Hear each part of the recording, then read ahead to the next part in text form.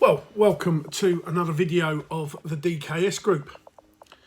And I've been talking a lot about leaders creating the environment, and I've been talking a lot about leaders working for the staff working for the customer, and the customer working for the business. Now, the last week we've done the roundup, and we're going to post that soon.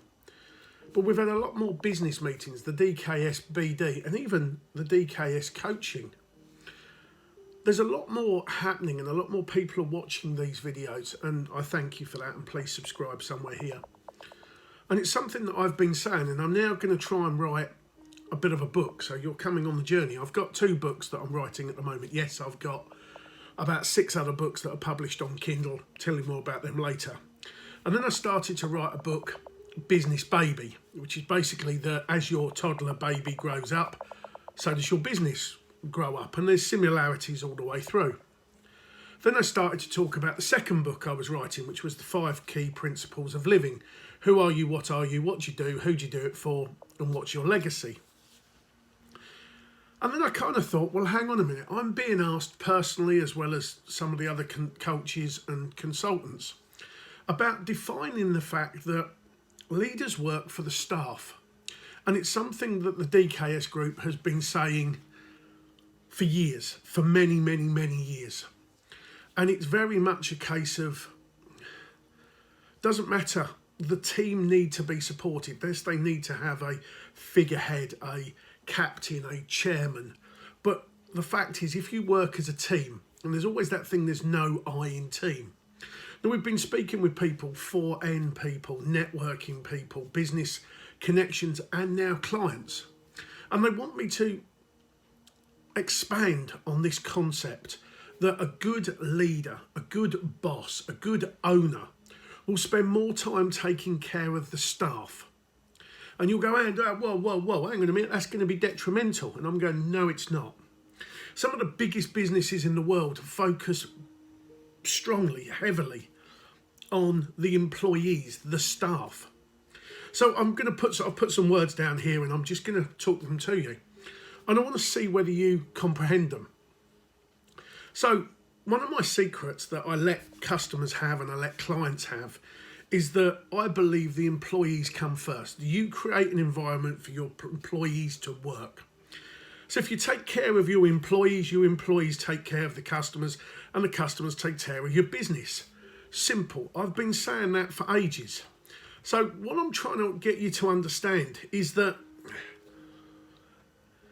it's a mindset. So which is why we've been working with the DKS coaching, the consultants, the coaches, the neuro-linguistics, because obviously when I'm in the business with the other directors, you need to have a different mindset. You need to have a different light, a fresh set of eyes and a fresh set of ears. You hear me say that all the way.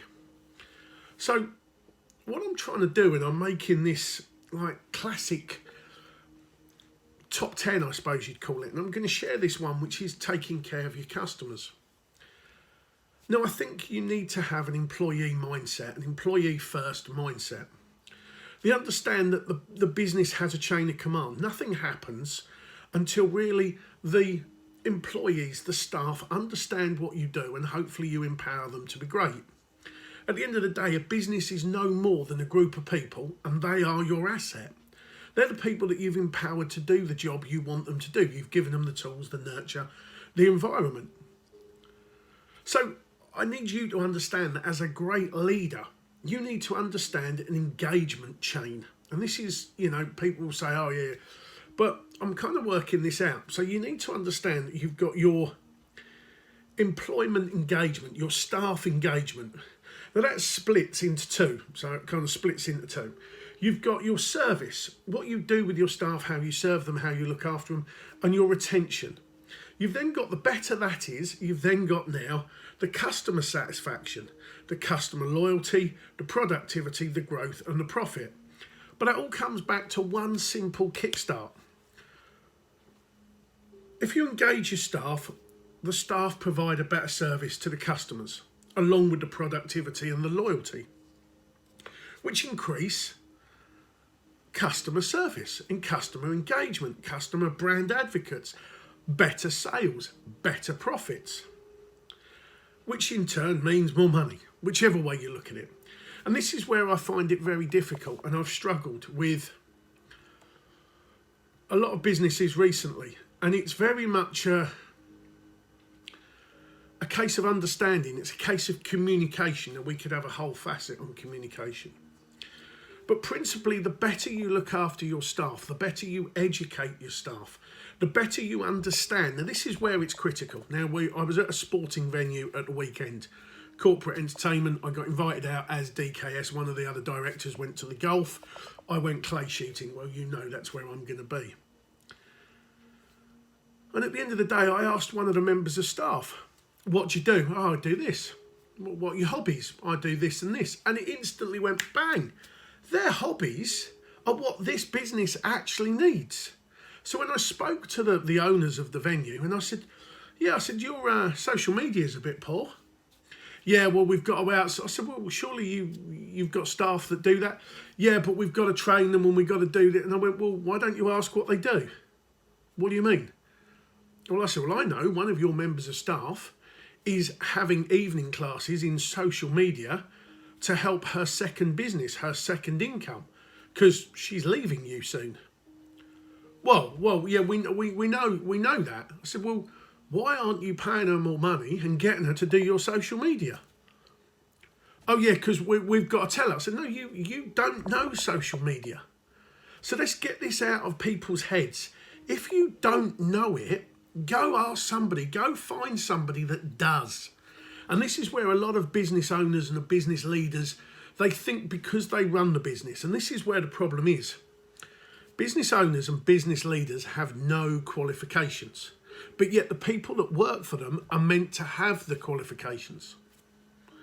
Hang on, Ed, what are you saying? I said, well, you can set a business up, one-man band, two-man bands, you can buy some clothing, you can drop ship, you can do whatever. You then have somebody to help you pick and pack, and you just ask them, can you pick and pack? Yeah. You didn't ask them whether they could drive a fork truck. You didn't ask them who they know. You don't communicate with people. So this is where a lot of businesses fall flat, because a lot of the ideas and a lot of the knowledge and a lot of the information comes from your staff. Your staff are working in this business, hands in the clay, as it were. That's all they do. They come in, they work, they do the jobs, they go home. It's your business. And if you take the time to educate yourself and go in and say, how are we doing today? What's happening? Creating the environment. The more you're going to understand about best working practices. You might find out that some of your staff write risk assessments, are looking at ways to do it, have done their own course, have done their own this, are doing evening classes in this, this and this. Hang on a minute. If you know this and your managers or your deputies could communicate better, you'd find out that there's a lot more talent in the talent pool in your business. So it comes back to that silly thing that I said earlier. Businesses are nothing more than a group of people. They are by far your biggest asset. So this engagement, customers don't come first. Your staff come first. Educate, train your staff. If you take care of your employees will take care of the customers, and the customers will take care of the business. Your staff, the people you employ to do a job, are able to be more educated now. And it's something I said to a business owner the other day. Your staff have far more knowledge of how to use technology for the advantage that you give them credit for. And he went, well, hang on, what are you saying? Well, I said, if you pick your iPhone and you say a certain word, information comes up and it says, how can I help you? And you ask it a question and it scrolls through the internet and it gives you an answer. It gives you an answer about your business. So if you were to ask Siri or Alexa or whoever it happened to be that's connected on your phone, what do we do for this, or what's this, or what's that? That's how they get the answer. Your staff are self-learning. They're educating themselves. They're reading. They're understanding. They've got more time than you have. They're also learning about the business. They're buying in products. They're bringing in services. They're meeting reps. They're meeting customers. They're the ones that are going to grow your business. So I need you to kind of understand. And a couple of videos back, I was with a client and we were talking about the monkey management, and I got the book about the monkey management. And I said to you that he had a barbecue a couple of months back now because the weather was better. And he had a barbecue, and he got to know that some of the sales reps had changed, some of the brands had changed, some of the paperwork had changed. There was new sales things. They hadn't got this, they hadn't got that. And he learned all of that in one afternoon because he bypassed the block filter, the managers, and he was able to talk to his staff. But then what one of my other connections did was they then sorted the management problem out. They sorted the filter out. But it still comes back to this simple ethos. Employees, staff, come first. Train them, educate them, support them. Create an environment that they feel happy working in, and they will give you the results that you require. Don't micromanage. Don't get on their case and go, because sooner or later they'll just go, you know what, I'm out of here. And your valuable assets are your staff that dealing with the customers. The staff are, in some respects, working the machines every day, reading the paperwork every day, talking to clients every day, looking at the equipment, the products, the brands that they're bringing into the business each and every day.